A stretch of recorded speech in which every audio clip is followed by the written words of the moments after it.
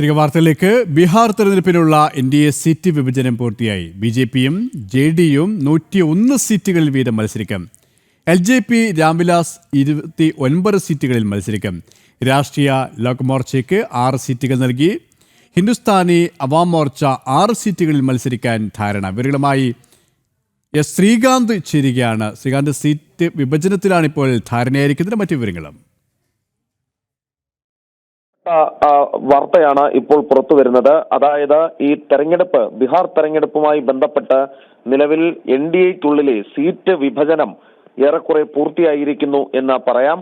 അതായത് NDAയിൽ JDUവും BJPയും 101 സീറ്റുകളിൽ വീതം മത്സരിക്കാൻ നിലവിൽ തീരുമാനിച്ചിട്ടുണ്ട്. അതോടൊപ്പം ചിരാഗ് പാസ്വാന്റെ LJP രാംവിലാസ് പാർട്ടി അത് 29 സീറ്റുകളിൽ മത്സരിക്കാനും ഇപ്പോൾ ധാരണയായി. നേരത്തെ 40 സീറ്റ് വരെ ചിരാഗ് പാസ്വാൻ ആവശ്യപ്പെട്ടിരുന്നു. രാഷ്ട്രീയ ലോക് മോർച്ചയ്ക്ക് 6 സീറ്റും ഹിന്ദുസ്ഥാനി അവാം മോർച്ചയ്ക്ക് 6 സീറ്റും ഈ തെരഞ്ഞെടുപ്പിൽ മത്സരിക്കാനായി നൽകാൻ ധാരണയായിട്ടുണ്ട്. അതായത് പ്രശ്നങ്ങളില്ലാതെ NDAയിലെ സീറ്റ് വിഭജനം പൂർത്തിയാക്കിയിരിക്കുന്നു. ഈ ബീഹാർ തെരഞ്ഞെടുപ്പിന് NDA മുന്നണി സർവ്വസജ്ജമായി കഴിഞ്ഞു. ശ്രീകാന്താണ് വിവരങ്ങൾ നൽകിയത്.